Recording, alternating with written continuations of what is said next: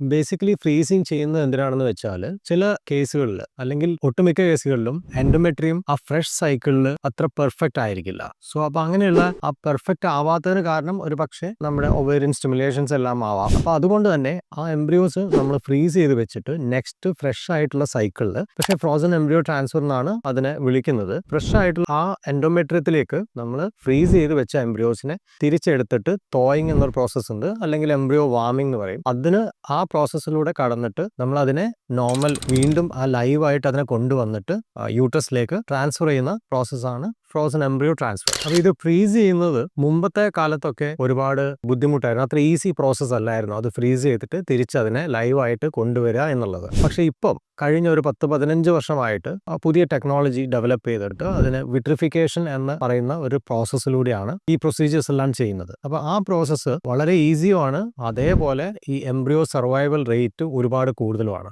Embryo survival rate എന്ന് പറഞ്ഞാൽ നമ്മൾ ഇത്ര എംബ്രിയോസ്, അതായത് ഇപ്പം ഒരു 100 എംബ്രിയോസ് നമ്മൾ ഫ്രീസ് ചെയ്ത് വെച്ചിട്ടുണ്ടെങ്കിൽ അതിൽ ഒരു 95% ലൈവായിട്ട് തന്നെ തിരിച്ച് നമുക്ക് കിട്ടും. ആ മുമ്പത്തെ കാലത്ത് ഈ 100 നമ്മൾ ഫ്രീസ് ചെയ്ത് വെച്ചിട്ടുണ്ടെങ്കിൽ ഒരു 50-60 എണ്ണമേ അതേപോലെ കിട്ടുള്ളായിരുന്നു. അപ്പോൾ അത് അത്ര എഫക്റ്റീവ് ടെക്നിക്ക് അല്ലാത്തതുകൊണ്ട് തന്നെ ഫ്രഷ് ആയിട്ടുള്ള ട്രാൻസ്ഫർ ആയിരുന്നു മുമ്പ് കൂടുതലും പ്രിഫർ ചെയ്തത്.